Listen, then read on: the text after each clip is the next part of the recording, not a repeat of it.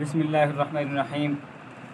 आज हम कोट कसरानी के करीब एक बस्ती है, वहाँ आए हुए हैं और अल्हम्दुलिल्लाह ये जमीयत के कारकुन रज़ाकार यहाँ पहुँचे हैं।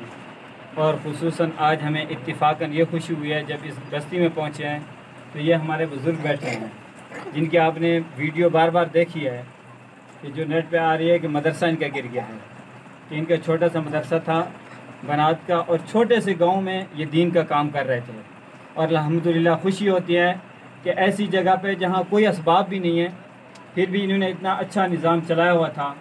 और इनको इतना अफसोस हो रहा था उस मदरसे के गिर जाने की वजह से कि तकरीबन 50, 60, 70 बच्चे पढ़ते थे, बच्चियों का मदरसा था, तो वो गिर जाने की वजह से इनको अफसोस था। तो आज उन शख्सियत के साथ हमारी मुलाकात हुई है, इसलिए आपको भी दिखाना चाहते हैं कि अल्हम्दुलिल्लाह ऐसे लोग भी अभी तक मौजूद हैं कि जिनको अपने घर गिर जाने का फ़िक्र नहीं था, अपने भी इनके गिर गए हैं, लेकिन सिर्फ मदरसे की वजह से रो रहे थे कि यहाँ दीन का काम हो रहा था।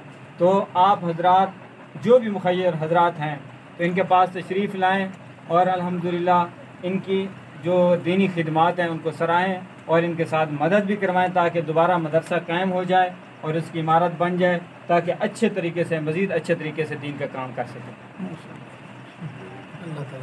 ये चाचा सब कुरान मजीद खत्म हो गए। ये मदरसा था आपका?